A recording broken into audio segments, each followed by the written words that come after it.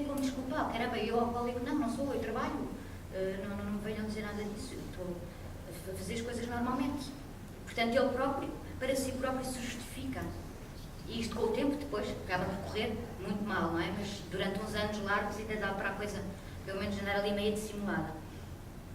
A forma como isto é tratado, se é ou não excluído ou humilhado, se é ou não tolerado, depende muito do meio social em que se insere. Isto também é importante, porque se está num meio social mais baixo, ou tudo isso podem começar a embirrar, ou gozar com ele, ou fazer enxotá-lo, ou mandá-lo embora. Mas se estiver, às vezes, em determinados circuitos sociais, fica muito complicado e até indelicado por essa pessoa de fora. São situações extremamente complicadas. Penso que já todos ou quase todos terão sentido alguma vez na vida desconforto em algum jantar ou festa, quando um amigo ou colega fica com o grão na asa. A própria expressão mostra a vontade enorme de encobrir, ou proteger, ou até minimizar o facto do colega ou amigo estar embriagado.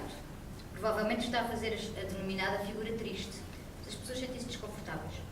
E no fim disto tudo, destes olhares todos, destas determinações sociais, o que é que de facto sente um adicto?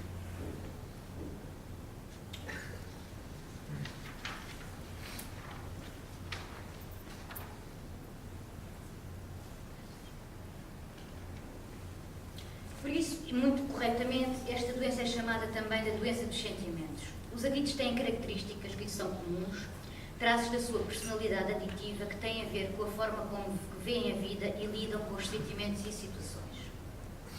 Ora, vamos lá ver. Isto tem a ver com sentimentos, tem a ver com a forma como se lida com a vida, com a maneira, com a personalidade, com a maneira de ser que estas pessoas têm e a forma como vivem.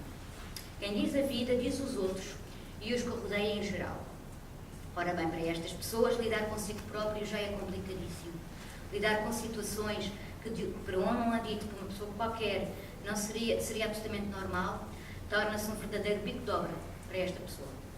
Situações banais para qualquer pessoa fazem com que ele ou ela entre em stress, negação absoluta, rejeição, revolta, etc. Ou seja, nunca pensem que aquilo que move um adito, ou o sentimento de um adito, é idêntico ao que sente outra pessoa comum, porque não é. Não é. Diz que são pessoas complicadas, exageradas, tipicamente fazem tempestades em copos de água. Mas a verdade é que eles sentem-se mesmo assim. Não é teatro, não é fantasia, é real. Portanto, não vale a pena estar a bater no ceguinho. Ou não bebas mais, ou estás-te a drogar muito, ou não jogas mais, aceita o computador já. Porque ele não consegue controlar. É falso e não vale nada insistir com a pessoa em relação a isto. E isto já não é tanto senso comum. As pessoas tendem, quando querem ajudar, dar uma palavra e achar que podem ajudar. Mas não faz sentido, ele precisa de ajuda profissional. É por isso que procuram desesperadamente ajuda no que está mais à mão. E aqui sim pode entrar o fator social de que falei anteriormente. Obviamente que esta pessoa, se tem mais à mão ali droga porque está no bairro de luz ou qualquer coisa, vai usar drogas. Se está numa cerimónia em festas e em meios sociais onde o álcool está por todo lado, a pessoa vai se bebendo cada vez mais e se não se integra bem socialmente, vai continuando a consumir, para se sentir mais à vontade, por exemplo, numa sala como esta, ou maior ainda. Mas a pessoa sente-se mais à vontade se estiver com o copo na mão. E todos vocês já viram muitas vezes que nas festas e nos encontros sociais é rara a pessoa que não está com um copo de álcool na mão, seja qual for a bebida. Algum motivo haverá, se calhar, isto seria para outro assunto, estamos em Portugal. O adito tem, de facto, uma variedade grande de traços de personalidade que lhe são característicos e que são ditados pela doença, não é pela pessoa, é a doença que faz ser assim. Como conselheira, é sobre eles que me debruço, caso a caso, avaliando e posteriormente aconselhando, com ferramentas terapêuticas, as formas de lidar com eles, com todos esses problemas que ele tem. Cito aqui alguns para melhor entender, alguns exemplos e atitudes mais comuns, que, pronto, só para terminar,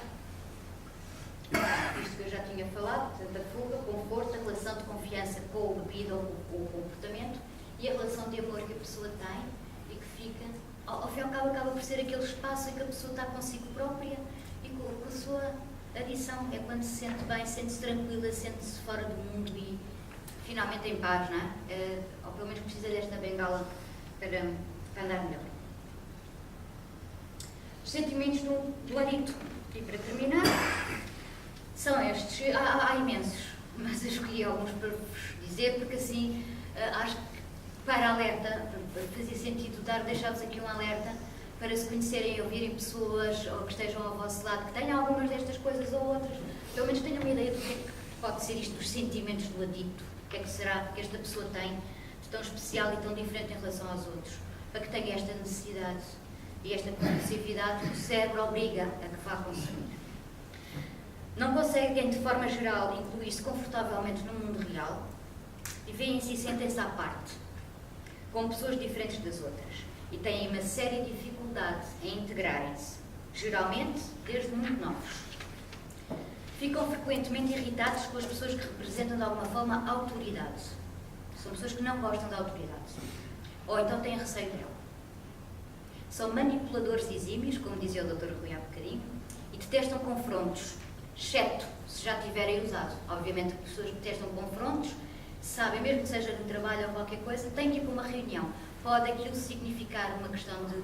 é um motivo de stress, vai haver confronto, vamos imaginar com um colega de trabalho ou qualquer coisa, se a pessoa já tiver bebido um bocadinho, depois há calma, não é? Portanto, já não há confronto nenhum e aí já não há medo.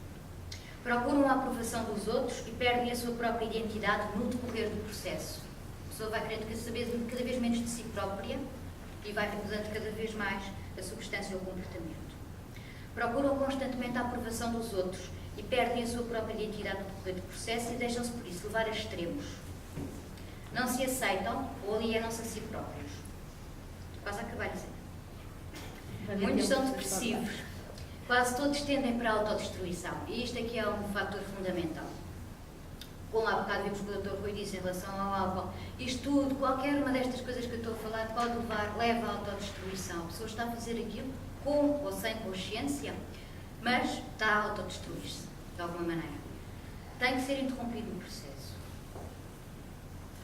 Muitos são depressivos, tendem à autodestruição, que é um dos maiores sintomas desta doença. Daí estar muitas vezes associada a situações extremas como o suicídio. Mas há várias formas de autodestruição e isto depois também era outro assunto para falar e ligado à adição. Existem várias formas de autodestruição. A pessoa todos os dias, continuamente, estar sempre a fazer-se mal. Sentem-se sozinhos ou sozinhas quando estão rodeados de pessoas, não é mesmo? Se não estiverem a fazer aquilo que precisam para se sentirem aconchegados, vá lá.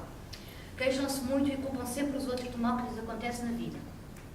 A culpa nunca é minha, é sempre dos outros. A culpa nunca é minha, o mundo é que está mal, os outros é que estão mal, foi culpa do pai, da mãe, do patrão, de terceiros, mas nunca é da pessoa. Julgam a vida em termos absolutos. As coisas são preto e branco, certo ou errado. Há 8 e há 80. Não há os meios termos.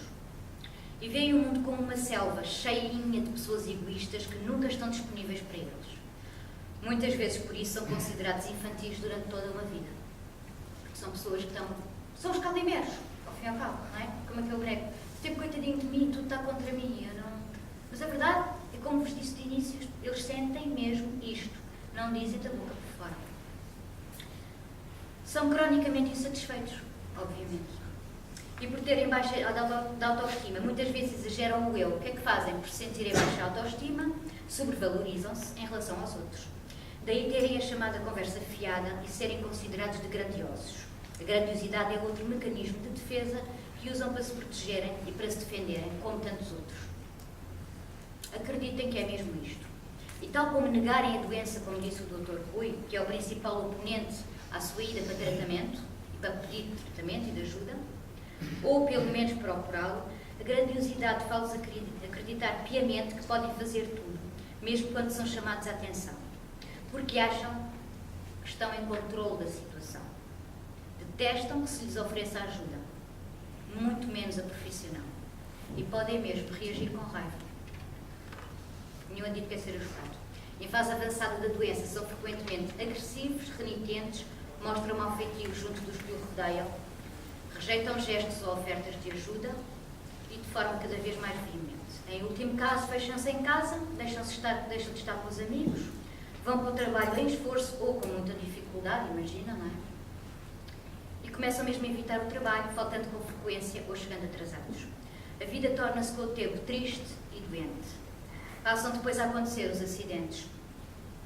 E pronto, ou porque caem, ou porque batem com o carro, noutros casos roubam ou prostituem-se para obter dinheiro, endividam-se, afastam-se dos familiares, tratam mal quem lhes oferece ajuda, ficam no desemprego, um rol de problemas individuais e sociais que acompanham o declínio provocado por uma doença com que, de facto, não se pode brincar. Explica-se assim facilmente como esta doença se torna num flagelo social muito grave e que merece a maior das preocupações para que se faça uma intervenção, digo eu, muito mais agressiva do que aquela que tem sido a ser feita em Portugal, por enquanto. Pronto, isto para terminar, há que levar isto tudo muito a sério e durante este processo, quer na relação com o próprio dito, quer com os familiares e amigos, muitas vezes já eles ou dependentes, porque os familiares e os amigos depois também começam a ficar preocupadíssimos e começam a ficar aquilo que nós chamamos de codependentes desse adito. Eles fazem tudo para ajudar, mas sem sucesso, tornando-se eles próprios vítimas diretas dessa situação, e nós conhecemos com certeza casos destes. Essas pessoas que são os codependentes começam a entrar com depressões, anseios, insónias, angústias, ações de superproteção daquela pessoa que está ali, eles não sabem quando fazer para ajudar, e enfim, para tentarem cobrir a situação. Aqui entra o conselheiro, no caso a conselheira. O ponto-chave é conseguir ultrapassar essa negação. O primeiro e pior inimigo que o conselheiro tem para poder iniciar o trabalho com este tipo de doente, depois é criar a ideia de que podemos mudar as nossas atitudes. Agora, se calhar, poderíamos passar. Sim, eu já estou mesmo. Sim, está feito. Poder haver tempo para perguntas. Ok. Pronto, isto agora, só para terminar, uma primeira fase, o conselheiro faz é detectar quais são estes mecanismos de defesa, ver o que é que a pessoa mais está com rejeição. Depois ficou martelada da negação, porque a pessoa obviamente vai dizer que não tem nada. Depois a questão do orgulho, porque o orgulho aqui é muito importante, as pessoas são normalmente muitíssimo orgulhosas e a batalha contra este orgulho que é doentio é difícil de bater. E depois dizer-vos também que um conselheiro, ou uma conselheira como eu, não sou a psicóloga. O conselheiro vai tentar primeiro que tudo mudar os chamados pensamentos emocionais que o doente tem sobre si, sobre a vida, sobre os outros. Por exemplo, pensar sempre o pior, exagerar tudo, fazer filmes inexistentes ou levar a peito coisas que não existem. É preciso ajudar estas pessoas, ao fim e ao cabo. Estas pessoas precisam de ajuda, muitas vezes não sabem que precisam dela. E pronto, e a única coisa que acrescento aqui é que não há